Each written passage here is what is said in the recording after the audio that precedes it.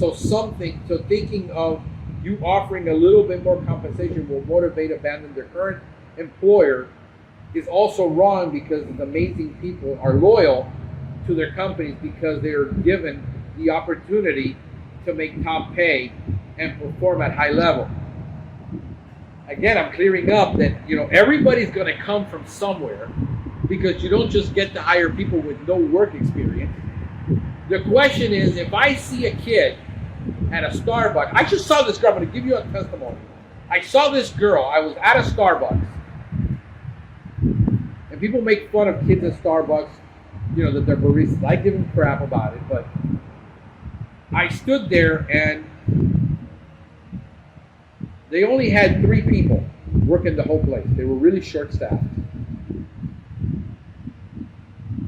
And she somehow remembered everybody's face and who ordered what. And instead of calling their name out, she went around, grabbed the drink off the table, brought it to my table and said, "Here, Frank, I'm sorry about the wait." That's the kind of person I'm going to go after and say, "Hey, how much you making here? If I showed you how to do this so you can make $20 to $24 an hour, would you be willing to start out part-time with me to learn? Because you're going to make part-time more already than you're making here, I guarantee you." She was stressed because I saw her. And then on top of that, she was cleaning counters. She was cleaning the stuff. She wasn't sitting idly by on her phone, texting behind the counter. See, as a recruiter, that's what I'm looking for. I'm looking for people that have the right attitude, and then hiring them, then training them, then investing in their outcome, then raising them, and then promoting them. But if you're in a 5-person company, the chances of you being a manager and upward mobility is just not there for a long while. Especially in a company like me that I'm not interested in growing really quickly. I got to get creative of how I compensate these people so I don't lose them. And say somebody's going to take them for another $1.50 an hour. Because that $1.50, when the gas prices hit the roof, and all of a sudden rents doubled on people, what do you leave them an option with? So the question, which I think is, I want to leave you with her question, because I know she's brilliant, and I know she's always encouraging, and I'm always thankful for that. So what does drive top performers to come and work for your company?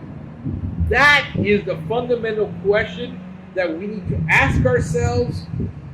And what does it? At my pace, the only thing I have is this podcast. That people will hear it, see it. That I will do content that is marketing content that says, this is what I'm about right now. And are you interested in what I have to offer you?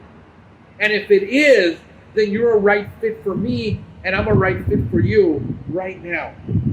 And later on, if you want to move up and I move up, can you move up with me? Are you willing to wear 2 to 3 hats to come work with me? And I'll compensate you all the way. And I'm taking some off my table to give you a little bit more, because it is far more beneficial for me in the short term as I'm building a company and building equity. Understand, you're not getting equity. I am. Right now, companies are paying 2.5 to 3.5 what the company's worth. If I build this thing to 2 to 3 million, it can potentially worth 6 to 7 million if I sell it. My long-term strategy is I'm building this for something more. So, another person that commented that I want to comment on, and I think I have to go in. No, I still got time. Was my friend Seth Garber.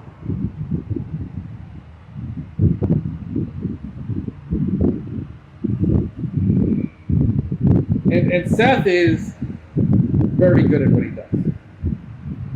Pest Daily, I recommend you subscribe. I'm going to read this one.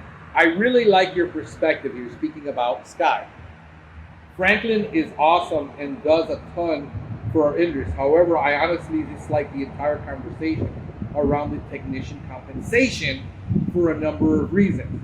The only reason being that increasing technician pay and positioning the company as a top paying attracts technicians willing to leave extra $1 an hour, 1% commission over the years. I have learned that there's always someone out there who is willing to pay more, so the talent we attract will also be the first to leave. Arguably, in Frank's scenario, I would think about creating a golden handcuffs concept that would build long-term technician by building up income based on retention and creating the concept around the type of equity split. Understand, this isn't something I would typically recommend. However, in Frank's case, he's really focused on high pay / compensation. This would keep the type of technician described above engaged and limit the ability to leave while sharing the risk with the company. Recently, I have seen and built comp plans in certain markets that technicians can make an incredible living. However, the plans are fair to the company and push performance along with quality. Just some thoughts. See both of you guys soon. So, guys, understand there is no perfect compensation. There is no perfect plan. There is no perfect anything. Perfection is only in your mind. And right now I'm cutting deals. I'm doing what I have to do. If I see that somebody has the aptitude to take on something else, then do it until I can hire that salesperson. I'm trying to cut a deal right now with a friend who left to Venezuela to go live. He speaks both languages. He was a salesperson for a top 10 company. He doesn't need a bunch of money. I can hire him in Venezuela to do all my inbound sales, not have to pay what I pay here, because all of these sales are done over the phone, over text. I sit here and I close most of these deals over text. It says it can't be done. That's what I do. You can't do it. I can do it. You know what? In the next 3 years, as my company dynamics change, some of the things that I do now, this cowboy shoot from the hip, let's do this right now because it works,